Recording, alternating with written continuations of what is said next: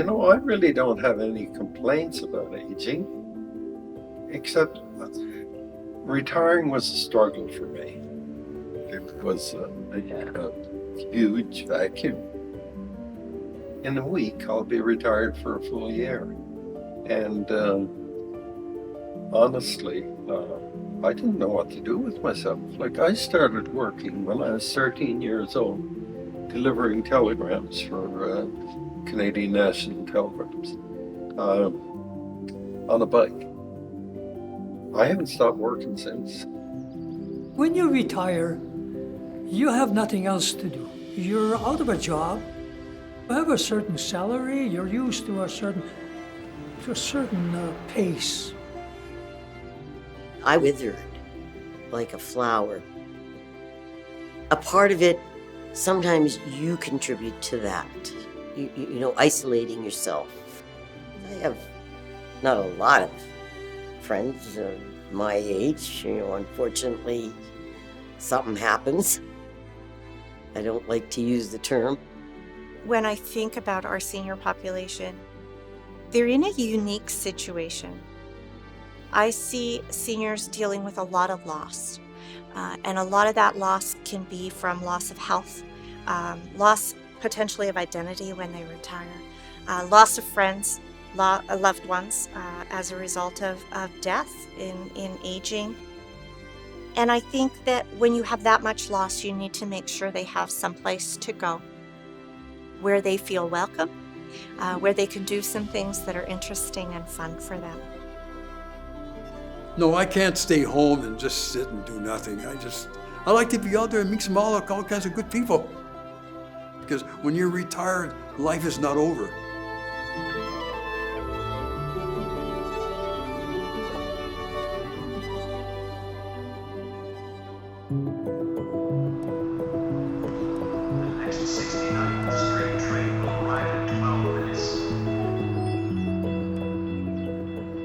I really believe deeply in community. And I have this sense that community can heal everything. I think people want to be happy and peaceful, at the end especially. We are social animals for our entire lifetime. But when you are older, it does become harder to keep those connections. The longer we spend by ourselves and inside our minds, we can develop anxiety, we can develop stress, we can become sad. And so family and community become more important, especially if you don't have those connections. If they don't have family coming to visit them or they don't have anywhere to go, they tend to keep themselves in their residence for longer periods of time. It's not that community is something people don't want, it's just often hard, it's unattainable. And if we don't have very good skills, like we're amateurs coming into this elderly phase of life, then we need facilitators that help us to create these experiences. It is a whole new aspect of where do I go to meet people? How do I interact? How do I socialize? How do I make new friends? That can be a real challenge. So the broader question is, how do we create environments where people can tell each other's story? And making it easy for people to experience community. So that you're meeting new people on a regular basis and getting to know them. To come somewhere and be social, interact with other people, talk about things that are happening for them. And so we become a community and just generally have some fun. How do we make fun reciprocal? About community, not about just the individual, that we deliberately create things and exercises and games that cause people to get to know each other, that experience a common eureka. How do we do that? How do we make sure that when we have a game that we always build in a half hour of tea or coffee after or before? Right, where we can talk a little bit. How do we do that? How do we make it easy for people to care for one another?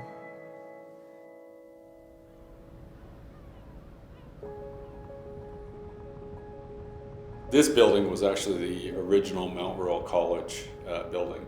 And so actually out here where you come in, that would have, at one time there was actually a house there.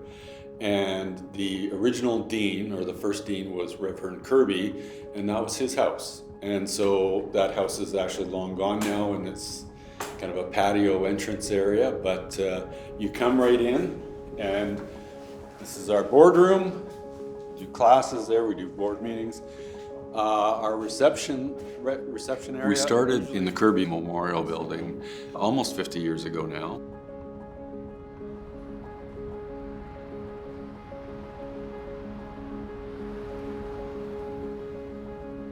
It's like Marriott, where they have all their sub-brands. Kirby Center by Unison and Viner Center by Unison.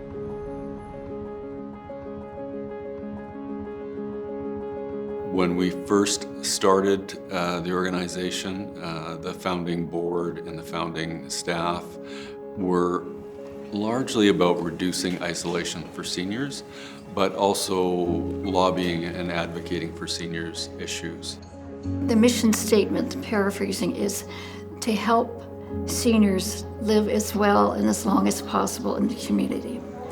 And part of that is having social connections. I think that's the important thing of community, is that no one feels isolated or alone.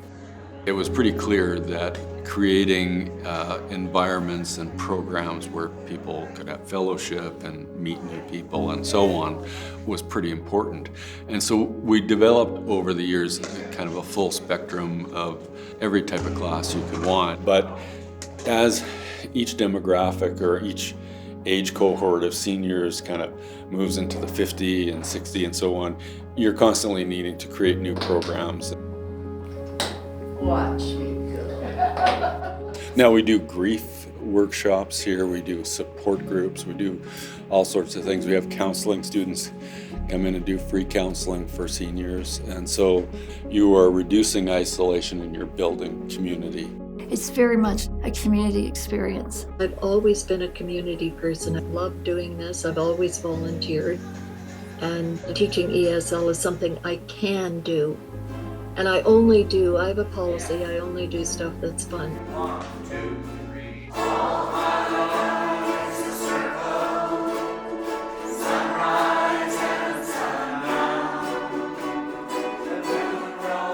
3. Increasing wellness, increasing health, financial wealth, and so on. But really the bottom line is everything is aimed at keeping a community together and building a community.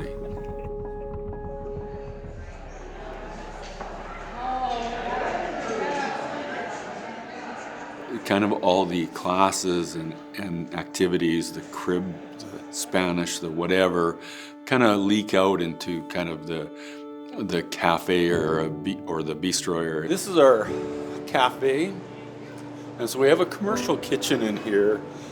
So we do all sorts of activities here, and you know, it's just kind of a multi-purpose space. We have live bands come in once in a while. We get some dancing happening.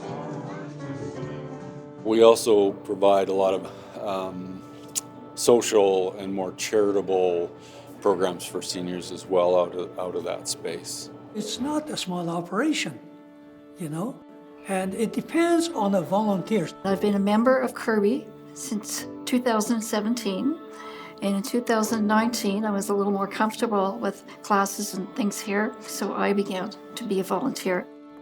Volunteering is a big part of our history.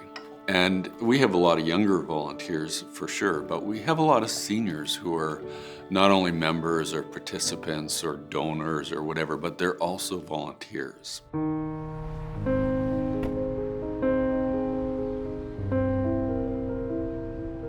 I'm Tom Brown, and most people call me Tom.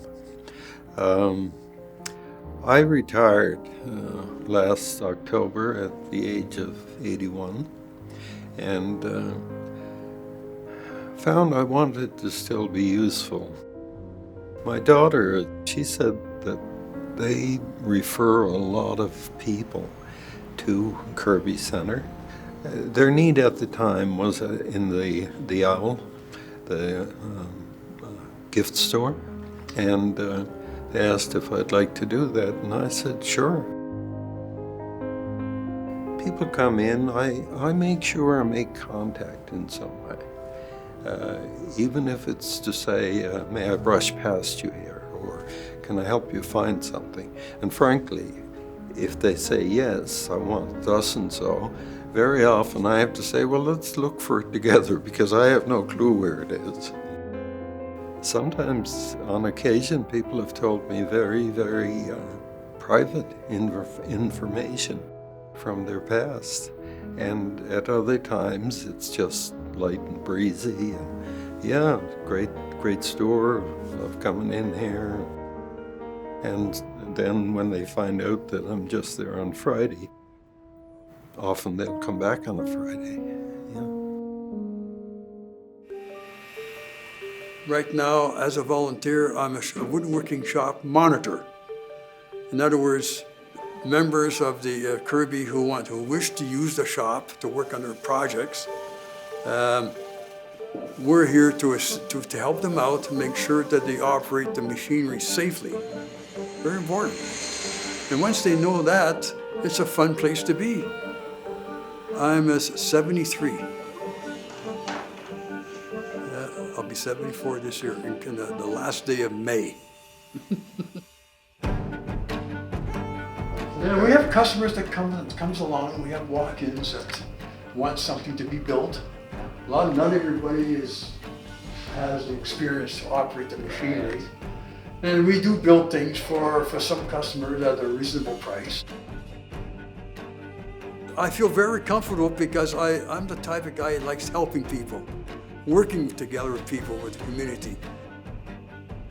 And I think it's a good idea for me since I retired. Retirement is no time for quitting. My dad had a lot of these, but they work. We know nobody uses them because we do have a drill press right over there. We got everything here but the kitchen sink. And here at the Kirby Center, it's a form of community. People come in and here they learn things. It's a doll bed, I guess. Oh, okay, yeah. And how's it going? So far, so good. Yeah. It's just a matter of continuing to live your life as when you're retired, because like I said, it's not over. We learn every day. I'm Doreen Bull, and I reside here in Calgary, but I'm on volunteer basis here at Kirby Center, from the Owl Boutique to the Next to New. So we all work together, and a cafeteria. So that's where all the money comes in from. Next to New is the position I took for being the Next to New clerk. And we're still building on it to update the whole facility, the whole thrift store. We are a cheap store, and we get lots of customers. Yeah. My name is Weldon Vickers. I've done a lot of volunteer work for the Kirby. I really believe in volunteer work. To me, it's important. It's just self-esteem. It gets me up and makes me feel good that I'm accomplishing something for other people. And so it builds my self-esteem. I just want to be laying in bed doing nothing. I want to be part of the community. And they've helped me out too. Kirby is one of these places where there's activities that I would like to take that keep me busy. My name is Dorothy Began. I'm a senior. I'm 74 years young. So I just sort of fit in wherever they need me.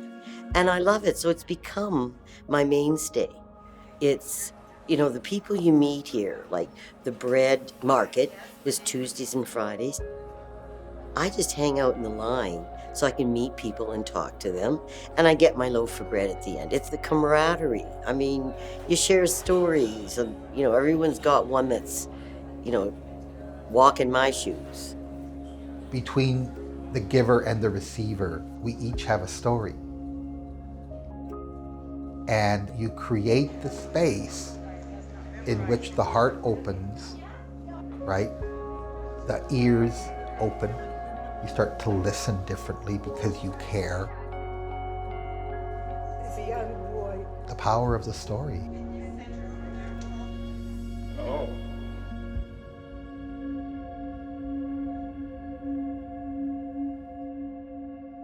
When you're tutoring or editing, you tend to be working one-on-one. And I thought, well, I've been one-on-one for so many decades now.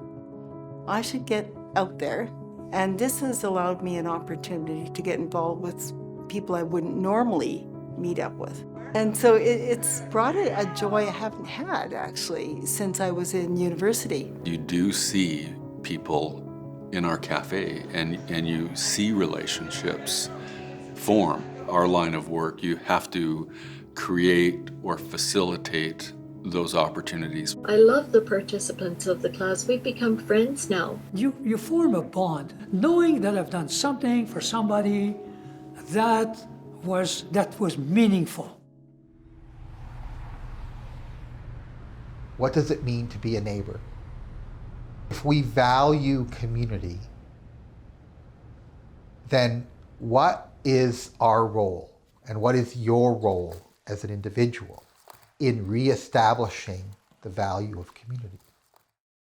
And to feel that wonderful feeling of having done something for someone else.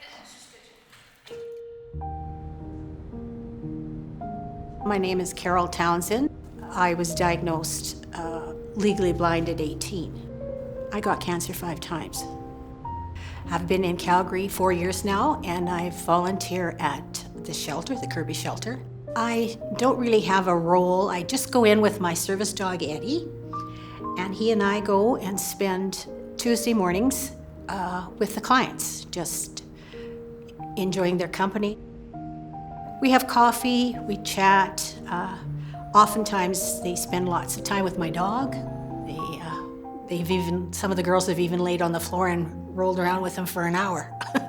It's a really good therapy I think for the girls, or the fellows as well. And it makes me feel good, and Eddie loves it. He just really enjoys doing that. So it's not a big thing. It's all I can do to give back. This area is the plus 15 that goes over to our elder abuse shelter. And we built this shelter in the 90s. And it was actually the first purpose-built elder abuse shelter in North America. The last 3 years, we've turned away at least 200 people who needed the shelter because of elder abuse, but we were full at the time they needed it. So the demand and the need is definitely there. How it started was, June 2021, I was in a very toxic, emotional, and verbal abusive relationship with my partner. It's very, very difficult to accept the fact that that's the situation that you're in now, that you're in an abusive relationship. I didn't even know who I was anymore. I lost my self-confidence. I lost my sense of humor. You hide that in your own home. And one day it finally clicks that you can't take it anymore.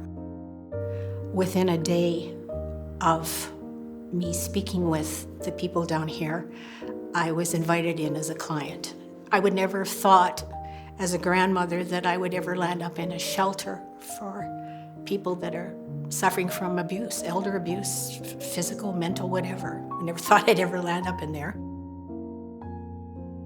I'm from Ukraine, from city of Odessa. When I came to talk to them about some abuse from daughter.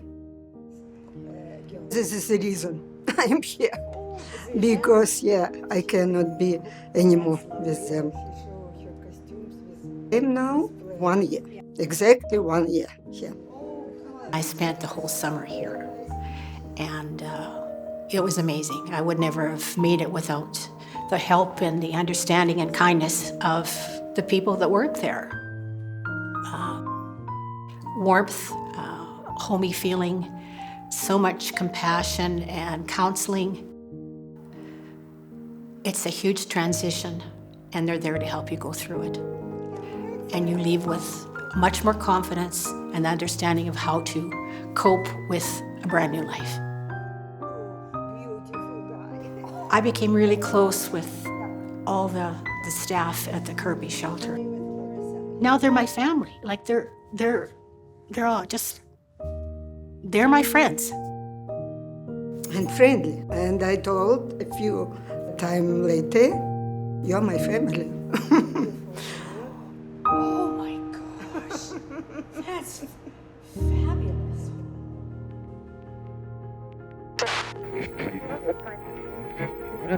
COVID was an interesting time. And I was in when we had COVID. That was just, COVID was a nasty thing for everybody. I say it was a little tense for a while, and it still, I think, is a little bit tense. Seniors tend to be more isolated sometimes. Having a loss of that community for them, that socialization aspect, is critical. Community was sacrificed. It was like community became unessential. And our number one response in terms of safety was to tell people to not be in community. It's different. It was different. It had to be different. So suddenly we were fearing each other at all kinds of levels. And we were asking for extreme conformity. That created a lot of anxiety for individuals. It created depression. For our seniors, it was more of a challenge. They were unable to see their family. They were unable to see their children and their grandchildren that brings them joy. They were unable to go out and do things, even simple things. I imagine that would create a tremendous amount of anxiety and fear for someone to think that even going grocery shopping, I could potentially get sick, and this could be terminal for me. And then not having as much to do. How do you play a card game with someone if there's no one else in the house with you? It was tough. But still, it doesn't mean that we have to stop everything. We have to keep going, one way or another.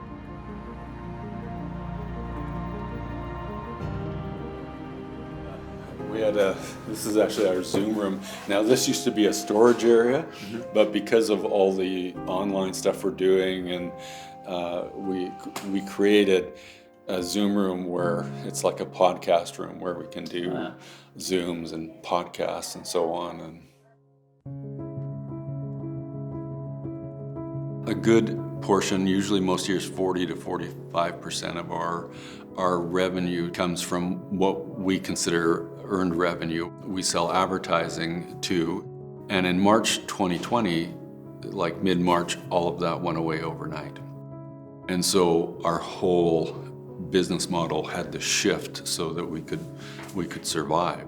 Most of what we did for seniors, that building community and reducing isolation, all happened in this building. And all of a sudden in March, we had to close the doors. So it forced us to learn a different way of serving seniors. And a lot of that obviously involved technology. I'm so grateful for Zoom and sit cozy at home. My lesson preps are online, and I can teach my classes at the Kirby Center. And so a lot of the services that, seated yoga was, I think, the first. It's like, well, we could hold up a phone and we could do a seated yoga class, and it's not the same, but it's still keeping that community. Like there's a feeling about being together that it's hard to recreate online. We tried some online presentations, and what we found in Medicine Hat is that everybody came down to the center to watch the online presentation together and have coffee and a conversation. And I just see for Medicine Hat, they were just ready to be together again and just wanted opportunities to be around other people.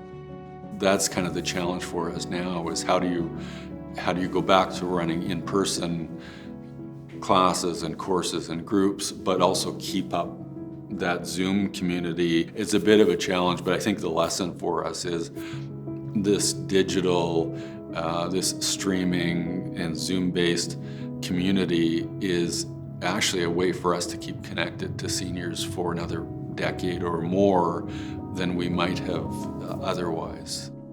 That we all work as a single team for one goal. COVID certainly created the opportunity for us to learn new business models. And that was hard, but that was a blessing to our organization because it taught us to be nimble, it taught us to be innovative, and we didn't just do things the way we'd always done, because we didn't have a choice. And so we had to pivot, and some of the ways we pivoted was just dumb luck, to be honest. We run the cafe used to do a signature meal every day. What if we froze them?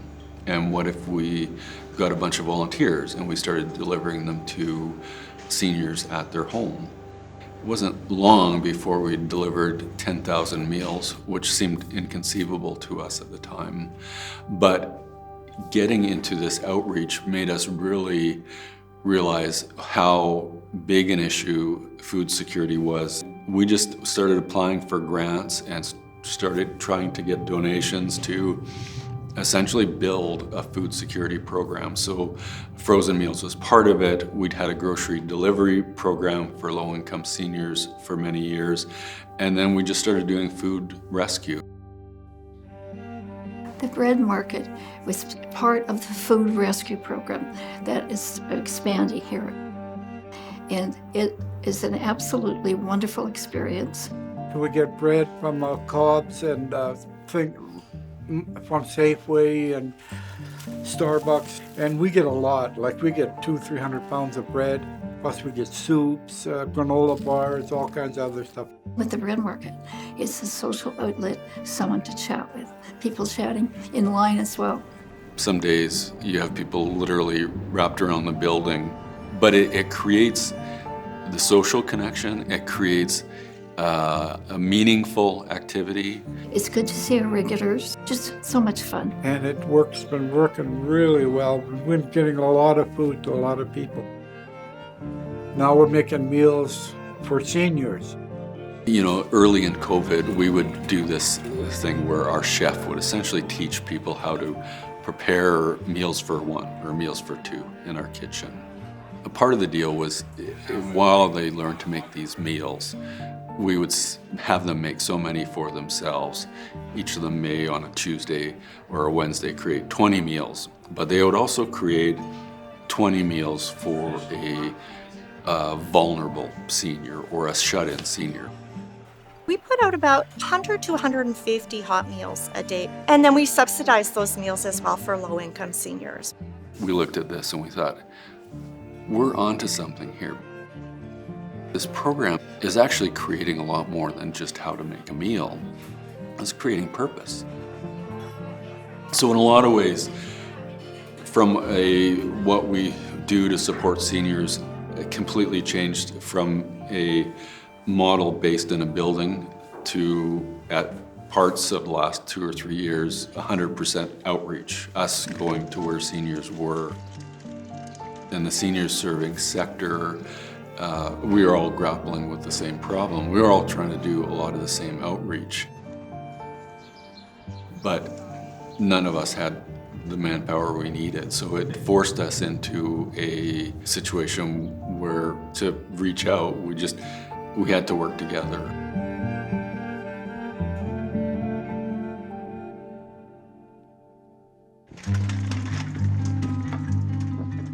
As a human, you're hardwired for community. But the longing is for something more. It's this deeper experience where I feel loved and I love. Right? I feel I belong, that my neighbors are important. First of all, And when they're in need, I will help them. That's important, and that is what I call deep community or deeper community. And the way that we experience deeper community is that we become deliberate about it. And the way that organizations help people become more deliberate about it is that they see themselves as facilitators of that journey. We as volunteers like to make help and assist in making the world a better place to live for all kinds of individuals, to have a better world that we can all live in.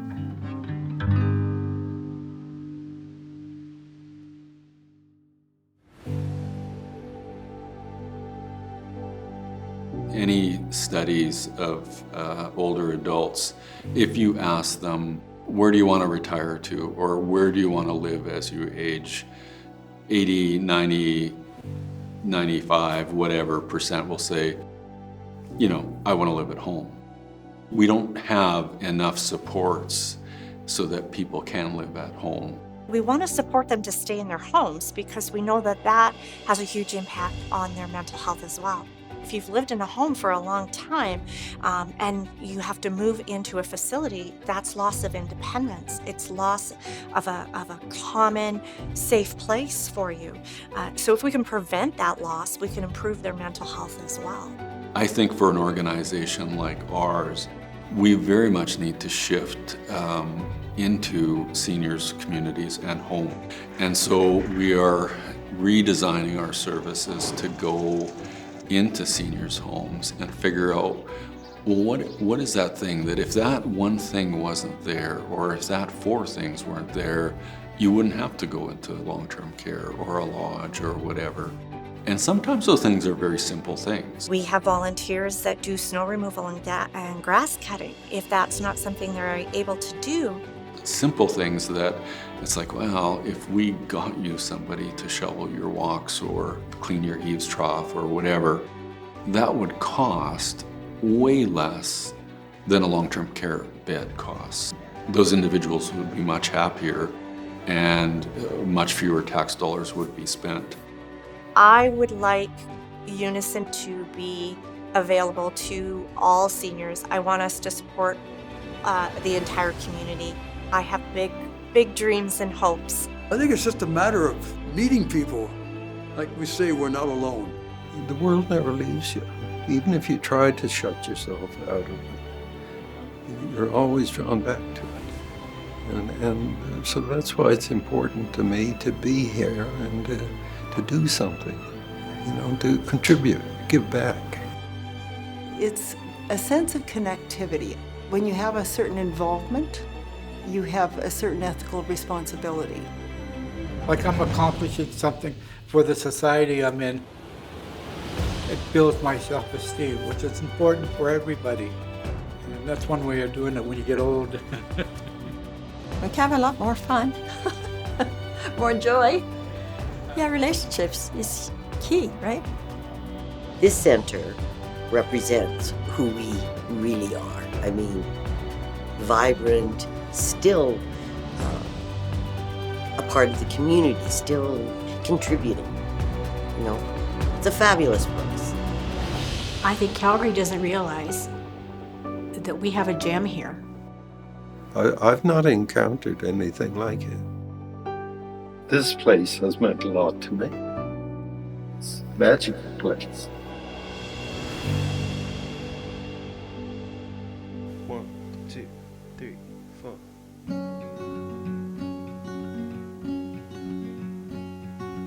I am not a raincoat here to keep you warm. Then go back in the closet after the storm. I'm not a match simply waiting to burn. All I am is a friend, your friend till the end.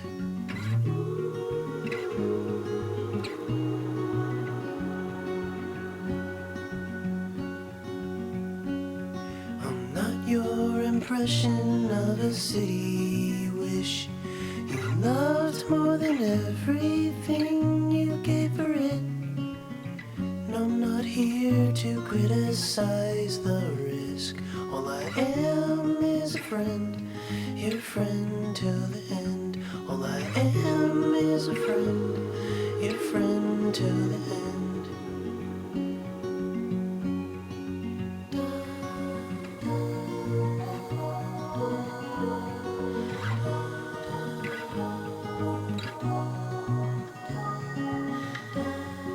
now that's cute. Get that in your film. That's adorable.